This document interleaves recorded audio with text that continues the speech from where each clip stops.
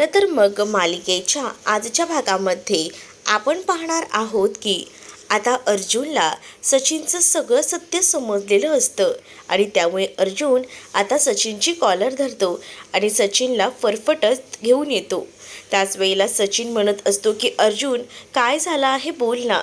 निर्लज्जम सदासुखी असंच म्हणायला हरकत नाही आहे सचिनला, कारण सचिनला एवढं सगळं होऊन सुद्धा तो आता असं दाखवत असतो की त्याने काहीच केलेलं नाही आहे. पण अर्जुनने त्याला अचूक ओळखलेलं असतं आणि त्यामुळेच अर्जुन जो आहे तो त्याला फरफटत गाडीत बसवतो आणि घेऊन जात असतो. सचिन म्हणत असतो गाडीत असताना अर्जुनला की काय झालंय अर्जुन, इतका चिडला कायस, बोल ना काय झालं आहे. तेव्हा ना अर्जुन त्याच्यासमोर काहीच रिॲक्ट होत नाही. सचिनच्या मोबाईलवर मात्र सारखी साक्षी कॉल करत असते.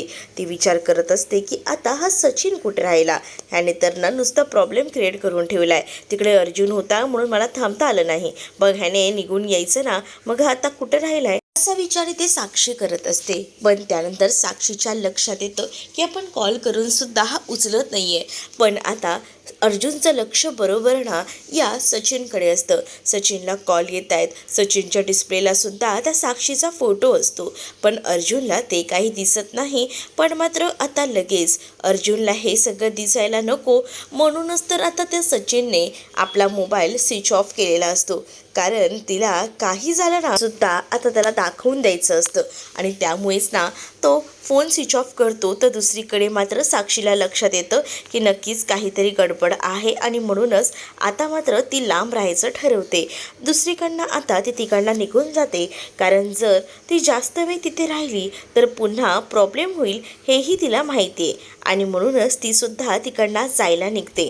तर इकडे मात्र आता पाहायला मिळतं अर्जुनने फरफटत जेव्हा सचिनला आणलेलं असतं तेव्हा तो त्याला ऑफिसमध्ये घेऊन येतो. तर आता सचिन निर्लज्जासारखा अर्जुनला विचारतो की काय झालं, तू एवढ्या रागारागात मला इथे घेऊन का आलायस, काही झालंय का, काही घडलंय का, असे अनेक प्रश्न त्याला विचारू लागतो. त्यावर अर्जुनही न डगमगता आता त्याला म्हणत असतो की तू काय करत होतास. त्यावर माझी एक मीटिंग होती, तीच मीटिंग मी अटेंड करत होतो, असं काहीसं खोटं तो पुन्हा एकदा बोलतो. आणि आता त्याचं खोटं बरोबर इकडे असणाऱ्या ह्या अर्जुनने पकडलेलं होतं. अर्जुन म्हणतो, अच्छा तुझी मीटिंग चालू होती का, म्हणजे रोज मीटिंगच्या नावाखाली हेच सगळं सुरू आहे. तर मग आता सचिन म्हणतो, नेमकं तुला म्हणायचं काय आहे, तुझा काहीतरी गैरसमज होतोय वाटतं, मग बोल ना कुठे होतास तू, मला सांग की काल कुठे होतास. एवढे दिवस तू जे सांगतोय चेन्नई दिल्ली हे सगळं खोटंच आहे वाटतं, असं आता अर्जुन बोलत असतो. त्यावर मात्र सचिन म्हणतो की तू असं कसं म्हणू शकतोस, अरे मी काम किती करतो, कारण माझ्यावर जबाबदारी आहे माझ्या बाळाची, माझ्या अस्मीची. खोट्यावर खोटं या सचिनचं आपलं सुरूच असतं आणि हे खोटं कुठेतरी थांबायला हवं हे सुद्धा आता अर्जुनला वाटत असतं, कारण हा तोंडाला येईल तसं खोटं बोलत चाललेला असतो. मग आता अर्जुन खूपच जास्त चिडतो आणि म्हणत असतो की आता मला स्पष्ट आणि खरं खरं सांग, तू आता कोणासोबत होतास, म्हणजेच आता तू मीटिंग म्हणत होतास ना, मग तुझ्यासोबत कोण होतं, ती मुलगी कोण होती. त्यावर ती मुलगी, ती ना अरे ती माझी कलीग होती, कामासंदर्भात आम्ही बोलत होतो, काही वेगळं वाटलं का, असंही आता तो बोलत असतो. त्यावर मात्र अर्जुन भडकतो आणि म्हणतो, काय कलिग, म्हणजे तुमच्याकडे कामानिमित्त जे भेटतात त्यांना असं किसिंग वगैरे करत असतात का. अर्जुनने आता डायरेक्टच विषयाला हात घातलेला असतो, कारण अर्जुनने पाहिलेलं असतं ना. अर्जुन आता जोरात कानाखाली लगावतो, कारण खोट्यावर खोटं खोट्यावर खोटं याची लिमिट आता क्रॉस झालेली असते आणि अर्जुनला ना त्या सगळ्या गोष्टीचा खूप जास्त राग येतो. म्हणून अर्जुनने आता एक जोरात कानाखाली ठेवून दिलेली असते, जेणेकरून काही झालं तरी ह्याची अक्कल ठिकाण्यावर येण्यासाठी. तरीसुद्धा तो म्हणत असतो की तू समजतोस तसं काही नाही, त्यावर मला सगळं कळतंय काय चाललं आहे आणि काय नाही ते. उगाच ना काही बाई बोलून मला फसवायचा प्रयत्न तर तू करूच नकोस, असं देखील अर्जुन आता सचिनची कॉलर धरतच बोलत असतो. त्यावर मात्र आता सचिन म्हणत असतो की आहे पण माझं अफेअर नाही आहे, कारण मला ती ऑनलाईन भेटली आहे आणि आमची तेव्हाच ओळख झाली आहे. म्हणजे कधीपासून तुम्ही एकमेकांना ओळखताय, आतापर्यंत तू मला आणि माझ्या अस्मिताईला खोटं बोलत आलाय. म्हणजे अस्मिताईला एवढे दिवस असं वाटतंय की तू तिच्यावर प्रेम करतोयस, तिला फसवतोयस तू. पण आता जर मी हे अस्मिताईला सांगितलं ना, तुला कसं झिडकारून टाकेल ती तिच्या आयुष्यात ना, याचा विचार तू केलायस का? नाही, अस्मीला या सगळ्या गोष्टी सांगू नको. अस्मी प्रेग्नेंट आहे, तिला त्रास होईल या सगळ्याचा. त्यावर आता अर्जुन म्हणतो, अस्मीला त्रास होईल हे सगळं मला कळतंय, म्हणूनच तर मी शांत आहे. नाहीतर आता मी तुला अस्मिताताईच्या डायरेक्ट पायापाशीच झुकवलं असतं. कारण माझी बहीण तुझ्या प्रेमासाठी नुसती तडफडत असते, पण तू मात्र स्वतःची पोळी मस्त भाजून घेतोय. म्हणजेच काय, इतके दिवस आमच्यासोबत खोटं बोलतोय, चेन्नई, दिल्ली, मीटिंग्स आणि हे सगळे गुण उधळतोय. तर नाही नाही, माझं तसं काही नाही आहे. जर तसं काही नाही आहे ना, तर ठीकच आहे. पण जर पुन्हा त्या बाईसोबत प्रयत्न केलास ना भेटायचा, बोलण्याचा, तर लक्षात ठेव की या अर्जुन सुभेदारसोबत गाठ आहेत. तू अख्ख्या दुनियाला फसवू शकतोस, पण या अर्जुन सुभेदारला फसवू शकत नाही. मी तुला पहिल्यांदाच सांगतोय. जर मला पुन्हा दिसलं की तू त्या मुलीसोबत बोलतोय, तर बघ मग मी तुला कसा पोलिसात देतो ते. मग खात राहा मार आणि करत राहा कामं कशी करायची आहेत ती. असं देखील अर्जुन आता बोलत असतो. त्याच वेळेला अर्जुनला ना आता त्या सचिनला स्वतःचं तोंडसुद्धा दाखवावंसं वाटत नसतं. कारण इतका भंगार हा जो काही प्रकार घडलेला असतो ना, त्यामुळे त्याला खूप जास्त संताप आलेला असतो. त्याला असं वाटत असतं की आता हे सगळं कोणाशी बोलावं, पण जर अस्मिताईशी ह्या सगळ्या गोष्टी बोललो तर तिला ह्या सगळ्याचा त्रास होईल, हे सुद्धा आता अर्जुनला माहिती असतं. आणि म्हणूनच अर्जुन त्यालाच चांगली धमकी देतो आणि म्हणत असतो, जर माझ्या अस्मिताईच्या आयुष्याशी खेळायचा प्रयत्न केलास तर माझ्यापेक्षा वाईट दुसरा कोणीही नसू शकतो.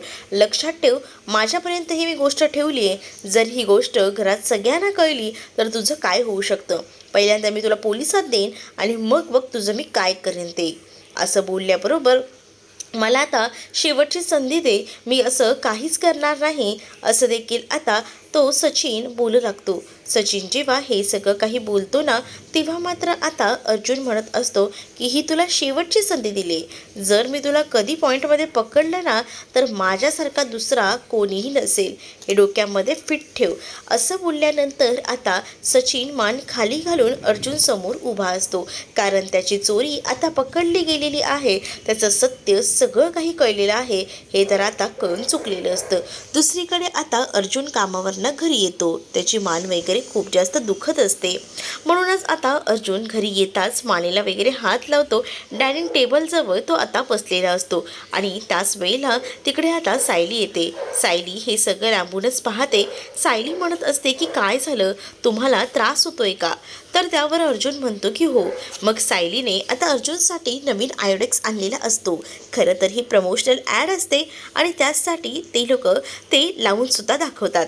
त्यावर आता इकडे अर्जुनने तो बाम लावल्यानंतर त्याला खूप जास्त बरं वाटतं, रिलॅक्स वाटतं. त्यामध्ये बिलकुलही चिकटपणा नसतो, पण त्रास होणारा गायब होतो, असं काहीसं ॲडव्हर्टाईजमध्ये ते दोघंही जण बोलत असतात. त्याच वेळेला तुम्हाला आता बरं वाटतंय का? अर्जुन म्हणतो की खरंच ग बायको, मला आता खूप बरं वाटतंय. म्हणजे आधी मला असं वाटत होतं की खूप जास्त त्रास होतोय, पण नाही, आता एकदम रिलॅक्स वाटतंय. दुसरीकडे मात्र आता बिचारी सुमन आपलं काम करत असते. पण त्याच वेळेला ना इकडे नागराज पार ऐटीत बसलेला असतो. त्याला आता चहा हवा असतो आणि त्या चहासाठी त्याची मागणी सुरू असते. आणि जेव्हा तो चहा मागत असतो ना, तेव्हा मात्र आता सुमन त्याला म्हणते की माझी एवढी कामं होऊ दे, त्यानंतरच मी तुम्हाला चहा देणार आहे. म्हणजे आता तू मला चहा देणार नाही आहेस का? तुला काय होतंय काय? जा पहिल्यांदा माझ्यासाठी चहा कर, असं देखील आता ते बोलत असते. पण दुसरीकडे मात्र चहा तुला भेटणार नाही असं स्पष्टपणे सांगून टाकलेलं असतं. कारण माझ्या हातातली ही कामं राहिली की राहूनच जातात, कारण मला बाकी इतरही कामं असतात. त्यामुळे तुम्हाला जर चहा असेल ना, तर तुम्ही खाली या, तेव्हाच मी तुम्हाला चहा बनवेन. आता इकडे नागराज जो आहे तो मात्र वैतागलेला असतो आणि नागराज धावत पळतच त्या सुमनकडे जातो आणि सुमनला म्हणत असतो की काय गं, जास्त तुरुतुरू बोलायला लागलीस वाटतं. मी तुला साधा प्रश्न काय विचारला, तुला साधं सांगितलं चहा बनव, तर तू माझ्यावर आवाज चढवून बोलतेस. आणि असं बोलून ना आता नागराज ना सुमनवर हात उचलत असतो. पण सुमन देखील आता शांत बसत नाही. सुमनही चांगलीच पेटून उठते. सुमन म्हणते की तुम्हाला काय वाटलं, तुम्ही मला माराल, तुम्ही माझ्यावर हात उचलाल तर सगळं ऐकून घेईन का? मी तुमची बायको आहे. एखादी मालमत्ता हक्क नाही की तुम्हाला जेव्हा येईल तेव्हा तुम्ही माझ्यासोबत कसंही वागाल आणि मी ते ॲक्सेप्ट करेन. तर हा तुमचा गैरसमज आहे. मी कोणत्याही गोष्टींना अशा ॲक्सेप्ट करणार नाही आहे, एवढं लक्षात ठेवा. आणि माझ्याशी बोलताना नीट बोलायचं हे सुद्धा आता सुमन बोलत असते. आणि चहा हवा असेल ना तर खाली यायचा, असं ही रागारागात ती आता म्हणत असते. तर दुसरीकडे मात्र आता सुमन खाली जाते. तर इकडे आता सुभेदारांच्या घरामध्ये अर्जुन रूममध्ये सुद्धा बसलेला असताना त्याच्या डोक्यामध्ये सतत तेच विचार येत असतात. कारण त्याला आता जाणवत असतं की नक्कीच ना काहीतरी गडबड आहे. पण आता हे सगळ्यांसमोर आणायचं नाही. एवढं सगळं मी त्याला पकडूनही तो मला खोटंच बोलत होता. या गोष्टीचा सुद्धा आता खूप जास्त त्रास जो आहे ना तो आता होऊ लागलेला असतो अर्जुनला. अर्जुन त्याच विचारांमध्ये हरवलेला असतो. तर आता सायली अर्जुनला म्हणत असते की काय झालं आहे तुम्हाला, म्हणजे कामाचं जास्त प्रेशर आहे का? अर्जुन सांगतो की हो, थोड्या 2-3 मीटिंग्स होत्या आणि त्यामुळे थोडा प्रॉब्लेम झाला आहे. पण त्याच वेळेला त्याच्या डोक्यामध्ये ना भलतेच विचार सुरू असतात. म्हणजे त्याच्या डोक्यामध्ये सतत तेच सुरू असतं की सगळं काही व्यवस्थित होईल ना, म्हणजे त्याला तर मी पकडले पुन्हा तर तो त्या मार्गाला लागणार नाही ना, असे अनेक विचार ना डोक्यामध्ये अर्जुनच्या येत असतात.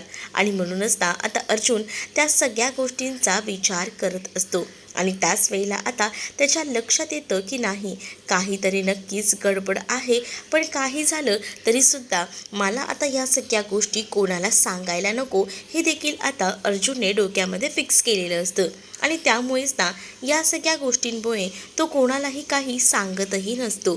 आणि जेव्हा तो कोणालाही याबद्दल काही सांगत नाही ना, तेव्हा मात्र आता सायली त्याला विचारायचा प्रयत्न देखील करत असते. काय झालं आहे, तुम्ही जर काहीच बोललात नाही ना तर मला कशा सगळ्या गोष्टी कळणार आहेत, असं देखील आता सायली अर्जुनला बोलत असते.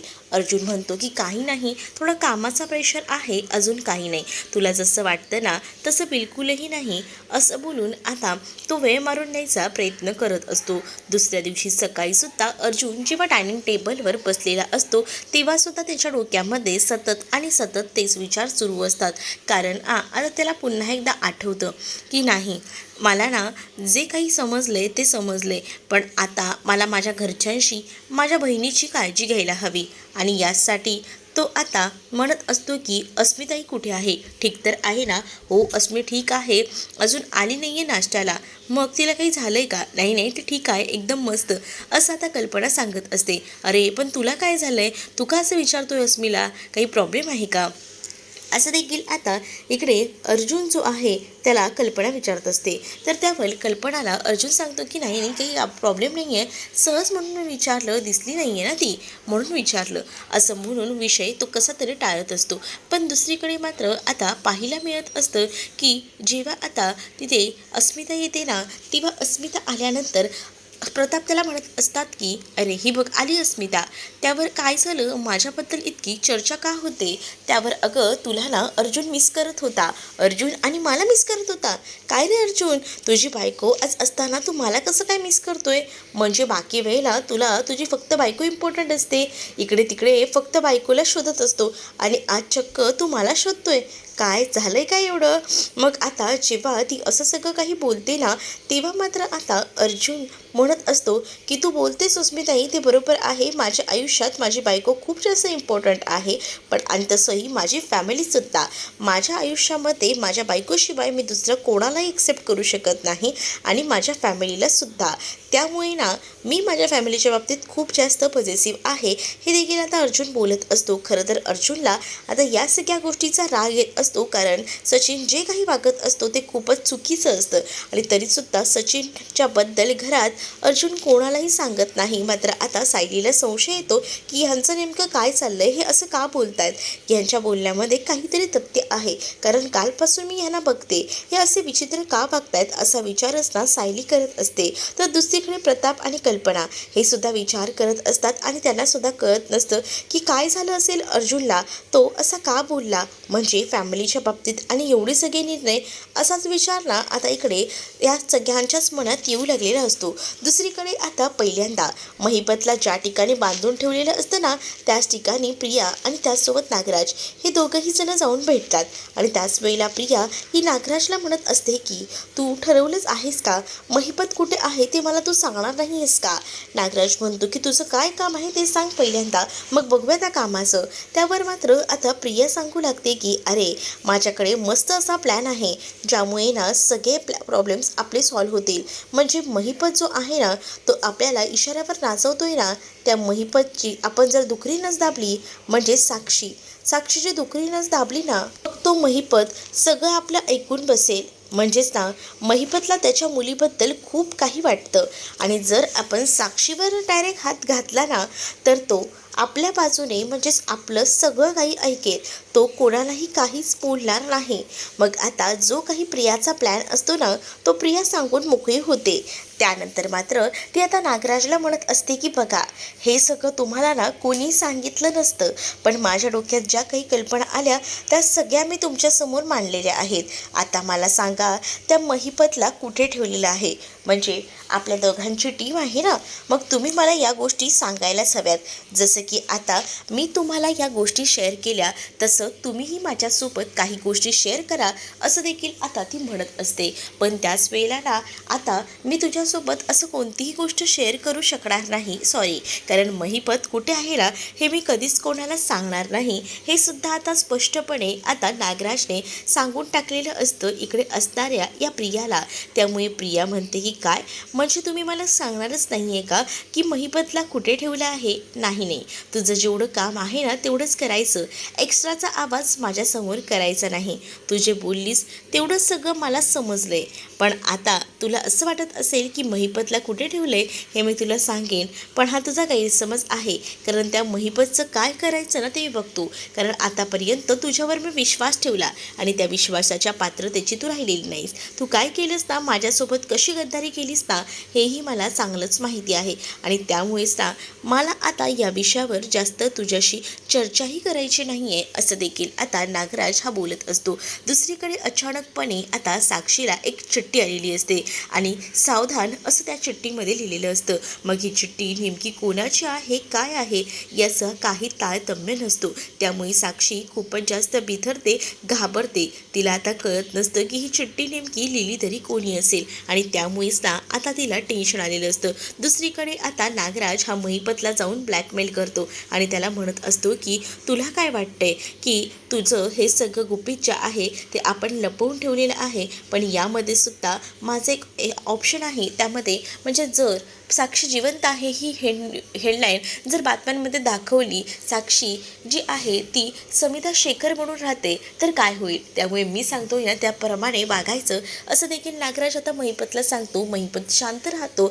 तर दुसरीकडे आता सायली आणि अर्जुन बोलत असतात. तर सायली अर्जुनला म्हणत असते की मला असं वाटतंय ना की आपण आहे ना आपल्या प्लॅनमध्ये ना सुमन काकींना सुद्धा सामील करून घेऊया, कारण नागराजवर लक्ष ठेवायला आपल्याला सध्या तरी काही जमत नाही आहे. त्याच्या हालचाली या सगळ्या गोष्टींवर जर सुमन काकूने विशेष लक्ष दिला ना, तर आपल्याला बरेच पॉईंट्स कळू शकतात, आपल्याला समजू शकतं की काय आहे ते. त्यामुळे मला असं वाटतं की आपण आहे ना सुमनवर ही सगळी जबाबदारी देऊया, असं आता सायली बोलत असते. सायलीने असं म्हटल्यानंतर अर्जुनला सुद्धा या सगळ्या गोष्टी पटतात आणि अर्जुनही विचार करतो, कारण अर्जुन त्या नागराजच्या मागे गेला होता, पण त्याला सचिनचं सत्य कळलं होतं. त्यामुळे अर्जुन हा डिस्टर्ब झाला होता आणि त्यामुळे त्याला सुद्धा असं वाटतं की सुमनकडेच आपण ही जबाबदारी द्यायला हवी. तुम्हाला हा भाग कसा वाटला हे नक्कीच मला कमेंटमध्ये सांगा आणि अशाच नवनवीन भागांसाठी आपल्या चॅनलला सुद्धा सबस्क्राईब नक्कीच करा. चला तर मग भेटूया पुढच्या भागामध्ये. तोपर्यंत टाटा, बाय.